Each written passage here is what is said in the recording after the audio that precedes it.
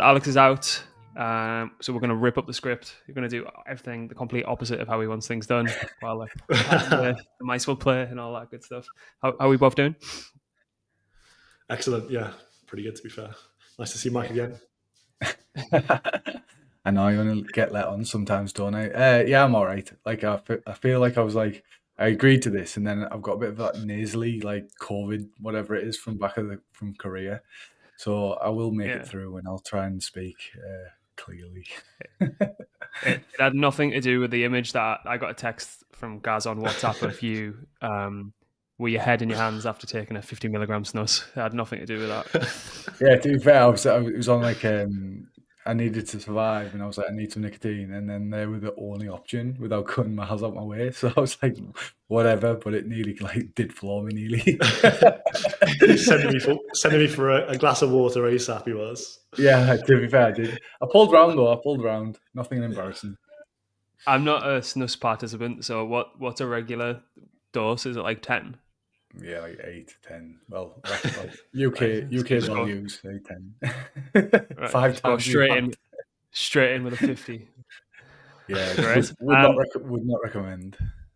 You should get some Blockmates ones done. So we've got some good headlines. I'm not going to run through what you need to know, because what you'll find if you go to the Blockmates Twitter now, every single day, Gaz, our resident Ron Burgundy, will do a news bulletin that comes out every single day, around 7 to 10 minutes of everything you know over the past 24 hours. So it's a little bit more topical, relevant, real time. So if you want to see that, or you can actually go to Spotify for the Spotify incels in the crowd as well. It's over there as well. So, but what we're going to get into is, I think the bull market's back again for the 5th time this year, apparently.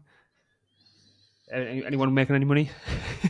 It's been watching other people just gloat on the timeline at their BSC bags going up. But I think I've joined the party today, to be fair. I'm up 2x in the last 12 hours. So pretty chuffed so far. We'll see if it continues. That's not bad. Given everyone was on the timeline whinging because we'd had a retrace on majors and on Bitcoin. So if you're 2x up, then you're doing something right. The BNB chain is divinely protected right now. Yeah, I need to bridge some funds over, but I'm scared about some of the dust tokens I'll see in my wallet with Cum Rocket and some of the derivatives of that from the early BSC days. The Blockmates Podcast is brought to you by Yeet.com, and they're giving away $500 every single week to our audience and listeners. All you have to do is go to the link in this episode's description, sign up, be active over there, and you're in the mix. Yeet.com is built by our mates Mando, KBM, and pro poker player Ben Lamb, and it's got everything from crypto-themed games to a sportsbook coming very soon. So please go over there, check it out, have some fun, and gamble responsibly. Probably more embarrassing than my actual search history at this point, some of the assets that I used to buy over there. So, it's we've hit all-time highs. We're expecting that pullback. If it happens pre all-time high or after the fact. So we've absolutely ripped. I feel like a lot of people are a little bit jaded because, as I say, we haven't had that market-wide lift. It seems to be extremely concentrated around either one sector or one chain or kind of one narrative or one meta. But usually, as we've mentioned a few times on the round trip of streams that we do on Tuesday, usually you could come every 4 years and it's throw a dart at CoinGecko and walk away for a couple of weeks and come back and everything's up 10x. But we haven't had that, but it feels a very, very un-euphoric timeline for all-time highs. Yeah, I think it is just the factor that because of this sort of disparity in terms of tokens, how many tokens there is, it's so much of a harder market for people. And if you don't get them rotations right, I know I'm a bit jaded, to be honest. Now I've been for months and months, working the industry every day, and I've less of a finger on the pulse than I ever have, which I'm glad you guys do because it really helps. But I think it's just been harder to make money, and then people have just over-rotated into the wrong stuff. And it takes a bit of time to gain the momentum back for the majority. And I think that's more of a long-term angle, and I think it still will. If the bull market continues, it needs that new wave of liquidity to come in to get that, I guess, upside for more tokens. And I suppose there hasn't been as many strong narratives that I was talking to. Who was I talking to the other day, Nev? And I was just saying, like, thing is everyone's sort of fighting for an identity. So it's like it's few and far between that people have, especially like I guess normal L1s now, have that identity as the narratives have shifted and you go into more general purpose has gone away, isn't it? Like Yeah. you got to like specialize, refine, and be purpose built from the ground up, which is why monads took so long. But I feel like they got a lot of shit, but they probably will do well because they've like built that full stack from the ground up. The only concern I do have is because it is another general purpose network chain L1. The rest of the industry seems to have caught up to the point that general purpose might not actually be the way forward, and we're going to go specialize like a hyperliquid for obviously the gold standard of that. Yeah, So, I think interesting in terms of the kind of muted behavior and stuff we've seen recently. I think part of the reason as well is like if you just think about what's had true product market fit here, it's been gambling on shitters on pump fun and perps trading, and both of these are designed to take your money from you over time. So I just think we've got to a point where most people have been truly rinsed. And so like you see BTC at 126k and you can't get excited because you've probably gambled it all the way in the casino. So I think it's just a state of where we are in the industry right now, to be fair. Yeah, I think everyone thought we were going to get similar, like you get the upside of Bitcoin and then everything runs afterwards. And then we've obviously had 2 years of it being more pockets of that stuff, like if you made the right trades. And if you've obviously bought the wrong alts or whatever, or got rinsed on pure gambling, then you're sort of scrambling now, aren't you, to try and make it all back up. but you see that as well. Like you see people, you can see people scrambling to catch up, as you just said there, Mike, because people just get levered to the tits to try and play the catch up. Yeah. Or That's or they why just there's wanna go turmoil. happier. Yeah. We're down like 3k on BTC and people are crying again. So it's just like people are just chasing with high leverage and your money's going to get taken from you. How far? Simple as that. It's like everyone's on the far right of the risk curve all the time. Oh yeah, 100%. But I feel like that's also because of kind of what we've just been mentioning there, that usually you get this 4-year cycle, 4-year stimulus. Every idiot under the sun can make like as much money as they physically need to, given that everything goes up and everyone thinks they're a genius. That hasn't happened. So when things do move up, people are like, what the fuck? I need to catch on to this. So you're going to be late to trade. So you're going to be buying green candles. You're going to be buying stuff that you don't actually know what you're buying. All because you're starting to see like a small cluster of people that are winning on the timeline. It's been tough. Like it's been a lot harder than, well, multiple times harder than previous cycles, put it this way. But and it also kind of signifies like how little Bitcoin is owned by the average new market participant as well. And the experienced one at this point. I don't have any. We're the dinosaurs, yeah. So where do we go? Continuation? Pullback? Top? I don't know. I seen a tweet and it was like, do you know like bull market indicators and like top signals? And someone said like nothing has ticked at this current point. We went through it on round trippers yesterday. Like none of them have been hit. None of them have been hit. Which is obviously a nice sign. I don't know how relevant they all are anymore. Like given like a lot of them are built around like 4-year cycles and market structures completely changed given ETFs and DATs have came into the space, so it's...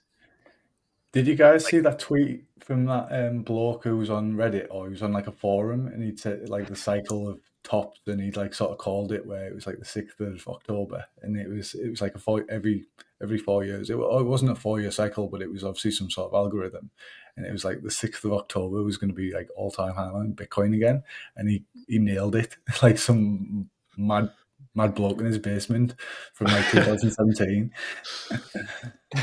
Proper prepper. Yeah. Loads of bags of rice in the basement with him. All right, cool. Should we move on? Yeah. So there is one person killing it in the bull market with our good friend here, Barron Trump. 19-year-old outpaces Melania's wealth in crypto of $150 million fortune. Early wealth of 55, family fortunes in the crypto era. I have a theory on this. If you notice that like Zcash and all the privacy coins are starting to tick up, nothing's changed in Zcash in a long time. Nothing's changed in a lot of the privacy sector in a long time. I think Trump family are going to come out and be like, privacy coins, all good. We've made our bag now. Privacy coins are great. Do what you want to do for the next few years until there's a change of the guard, so they can just kind of get rid of the money. So that's what We're I'm going to assuming obfuscate. happen. Yeah. But yeah, what do you think? Like 19-year-old, he's made a fucking fortune. He's outtraded absolutely everyone. He's probably 85% bundled the whole Trump supply, Yeah. like multi-wallet. I've got two questions. First one is, what's his cost basis on these trades? Are they all just given tokens? And the second one is, I think people were joking about him. Obviously, when you've seen like rumored Trump family coins come up, there's just been like a raft of them on Pump Fund that got rugged, and people have been saying, we reckon Barron's probably on Pump Fund. Just he's one of the main devs over there, so maybe that's where he's making his pennies from also. So it wouldn't surprise me, to be fair. I reckon they're playing some fun tricks behind the scenes. Yeah, I feel like they've made an absolute fortune, haven't they? It's like they've absolutely killed it. To be fair, like given the same situation, I'd have probably done the same thing. But yeah, it's interesting because him being at such a young age and how like the people who really, really love the Trump family really, really, really love the Trump family. And if there is kind of like continuation and succession over the years and years and years, and he's been heavily involved in the industry, it's either going to land up in the next 4 years that we get continuation with regards to like light policy surrounding crypto, which is obviously a good thing, or they're going to look at what the last couple of years has been like crime season. And we're gonna be fucking smashed. We're gonna get fucking killed. We might as well go to a different industry. Yeah. So there's gonna be some volatility going into that election, I tell you now. Yeah, I think that's the thing, though, isn't it? It depends, like, from a political landscape point of view, like, what happens? Is it changing of the guard again, and it goes back to like the Democrats because it's been so, and it's always the extremities of the two sides. But the problem is like. And there's no middle ground. Yeah. Yeah. Are we fucked after 4 years? We've just got to hope that we make Wall Street enough money that this never gets turned back. Just got to give them a sweet taste of that nectar, I think. Yeah. Get all the seats on board and we sound. There was an interesting stat from Bloomberg, put it out. BlackRock's Bitcoin ETF is the highest revenue generating ETF product. And over 25 years, their Russell ETF hasn't generated as the same amount of money as what the Bitcoin ETF has done in just 1 year. Mad. It's absolutely fucking nuts. So they're all getting like filthy rich. They're not buyers; they're sellers of products, which is like the interesting kind of, like framing of it. But they're just cleaned up. I think they've made like $250 million or something like that over on one product.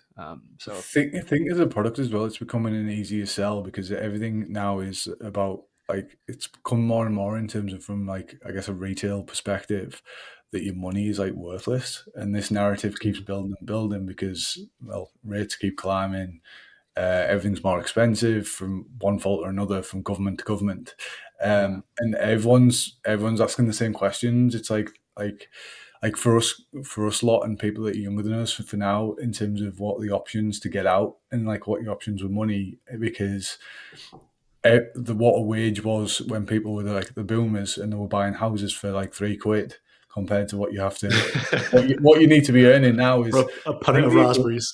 Yeah, like what a wage previously was like deemed quite prevalent and quite good earning now is fuck all in the grand scheme of things. There's a good sketch from Bald Leonidas about this. So like, it might be pretty difficult to find it. like the perception is everything's going up and the dollar's staying flat, but it's actually not. The dollar's just completely cratering.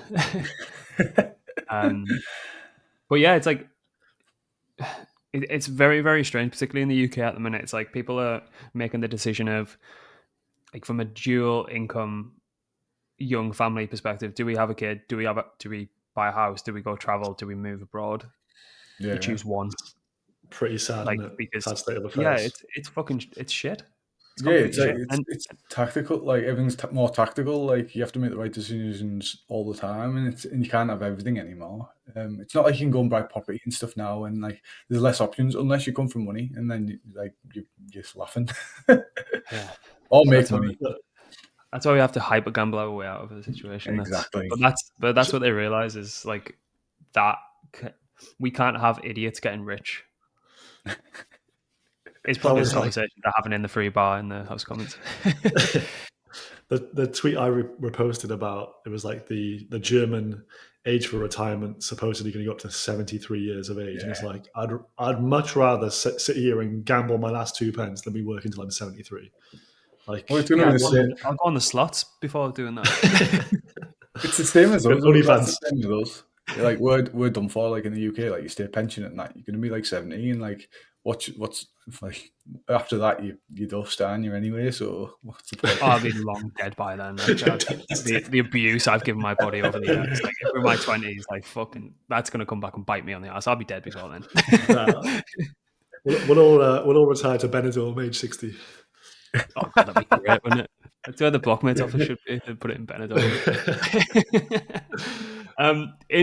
In other news, our, I suppose, good friends over at Polymarket have had an incredible $2 billion investment from the New York Stock Exchange, which is fucking mad. Like, it's not just like the cash. Like, we've been speaking a lot about like fundraising and stuff like that recently. It's who is investing the cash as well. That's like a statement of intent there. So you get in. Yeah, it's just absolutely mad. Like Intercontinental Exchange has reportedly invested $2 billion investment in the blockchain-based prediction market platform Polymarket, according to the Wall Street Journal. So you've seen all outside of the New York Stock Exchange yesterday plastered full of Polymarket stuff. You've seen some of the really cool photos of Shane stood outside just being like, what the fuck's that this happened? And then if you go to Shane's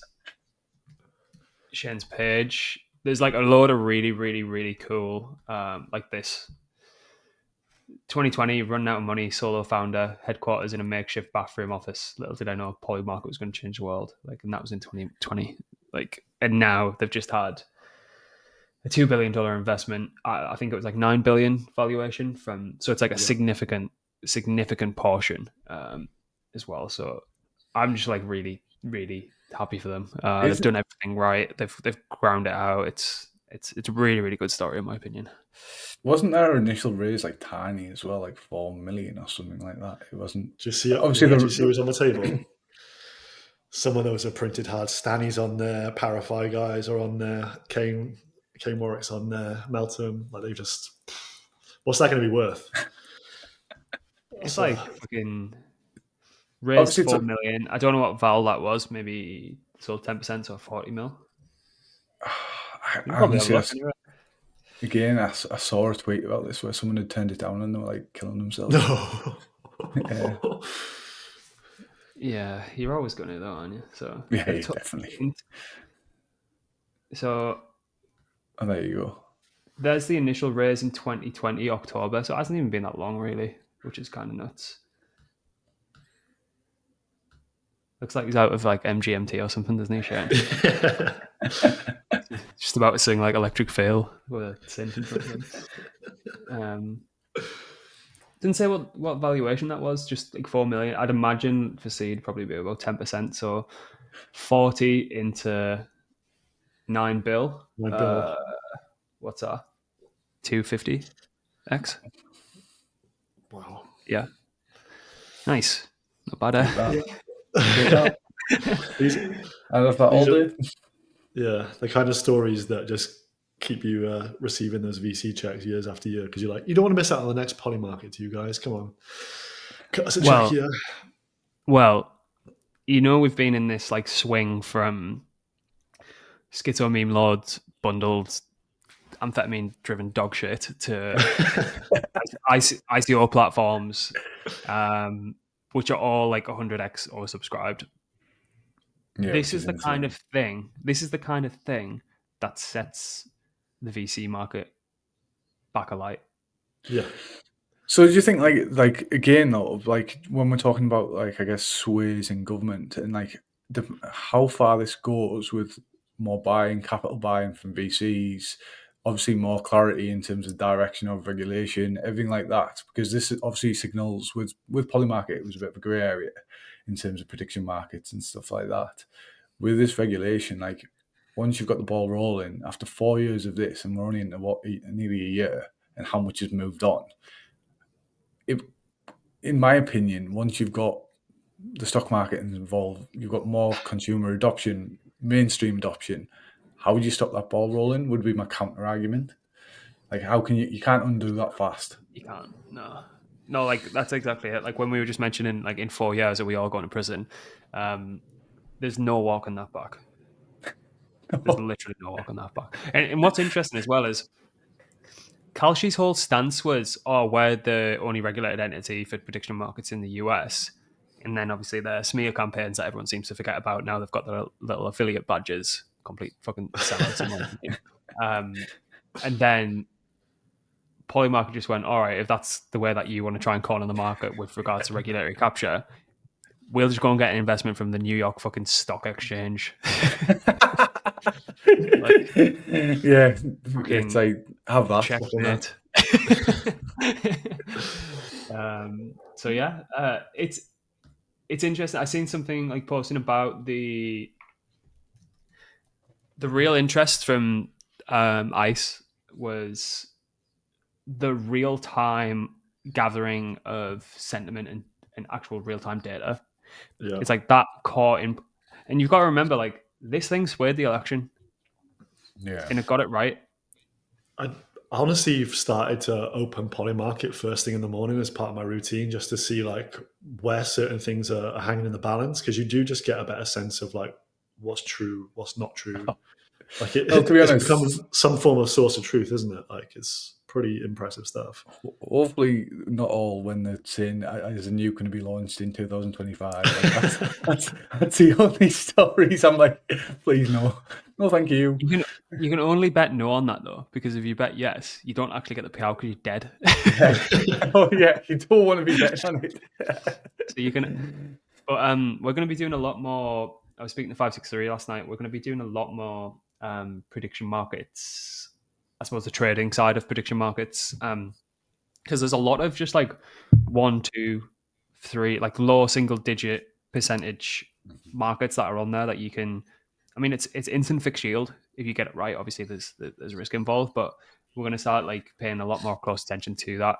It's a way better way of generating that 3, 4, 5, 6, 7%, than taking on the additional smart contract risk, in my opinion. So yeah, we're going to be doing a lot more of that. Jump in Discord if you're interested in that kind of thing, and we will be rolling that out. But yeah, congrats to Shane and the team. Just a really good startup story. I think it's like really impressive. I'd love to see like a little documentary on that one day. Cool. All right, from people doing things the right way to maybe people doing things the wrong way. Asta, fake volumes, dark pools, like what's going on?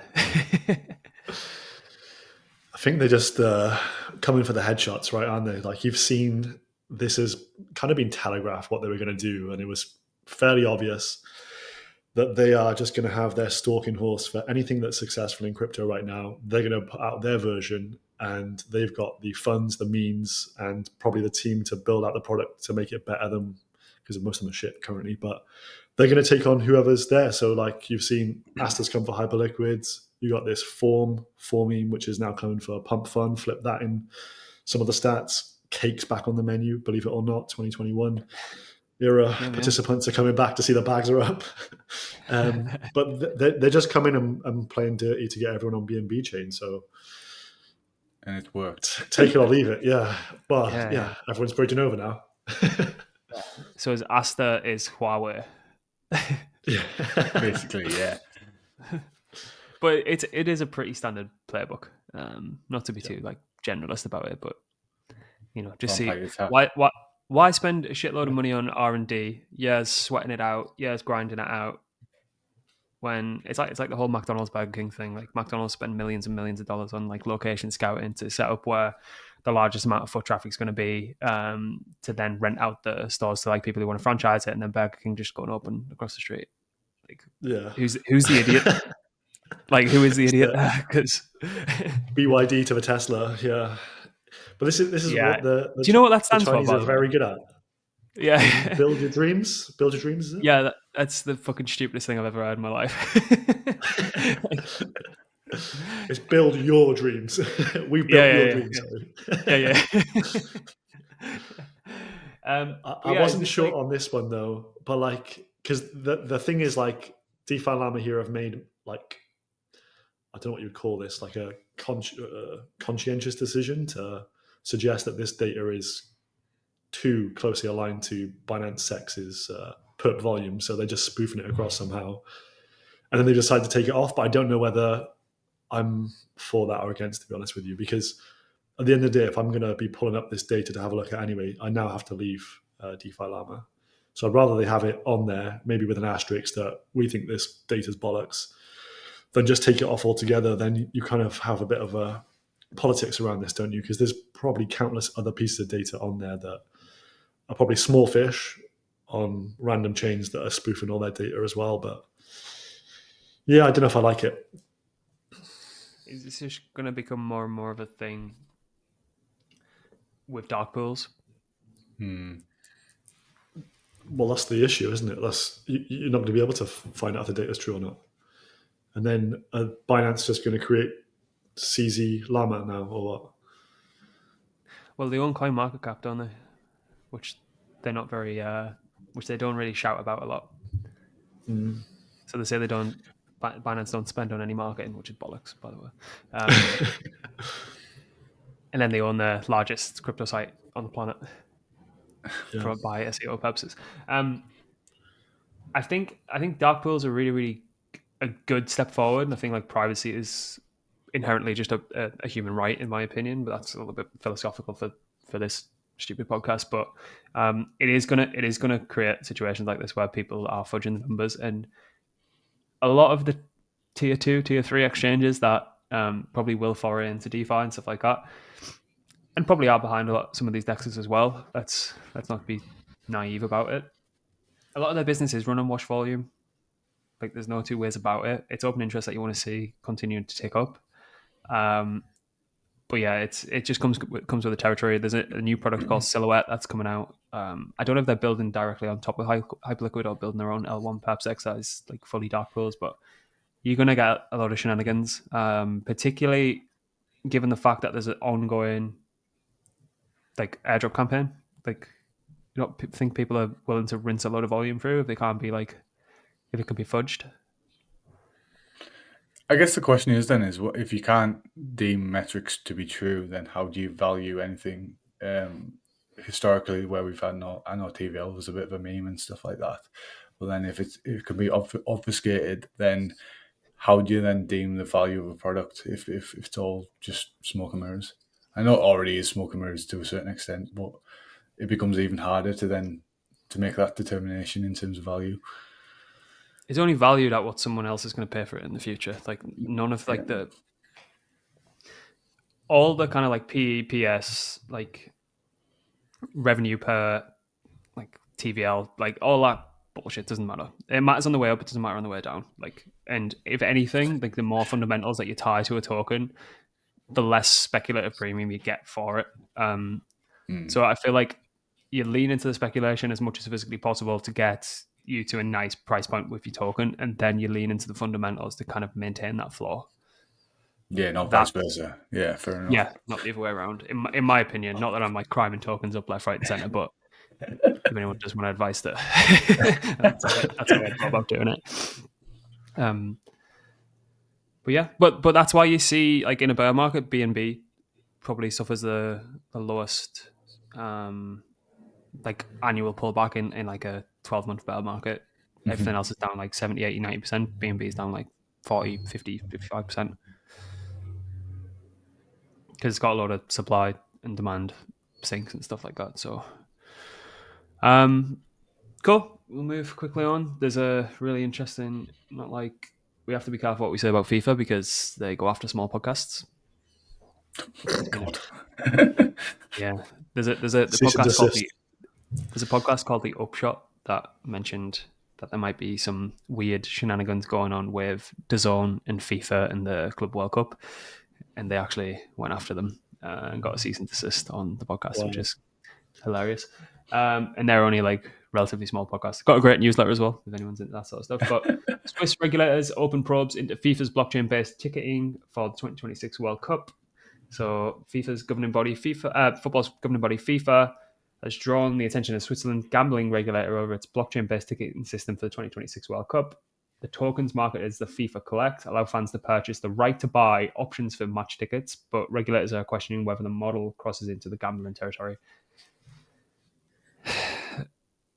These are really good at max extracting, aren't they?